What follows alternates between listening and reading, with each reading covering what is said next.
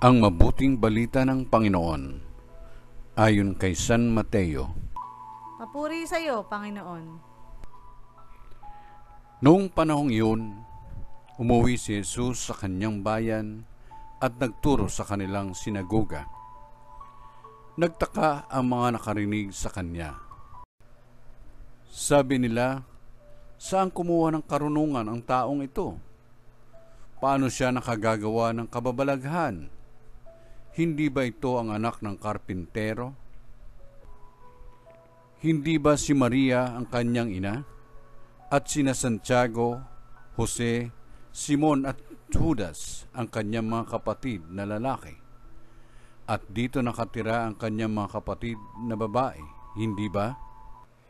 Saan niya natutunan ang lahat ng ito? At ayaw nilang kilanlin siya. Kaya't sinabi ni Jesus sa kanila, ang propeta'y iginagalang kahit saan, liban sa kanyang sariling bayan at sa kanyang sariling sambahayan. At dahil sa di nila pagsampalataya, hindi siya gumawa roon ng maraming kababalaghan. Ang mabuting balita ng Panginoon. Pinupuri ka namin, Panginoong Jesucristo.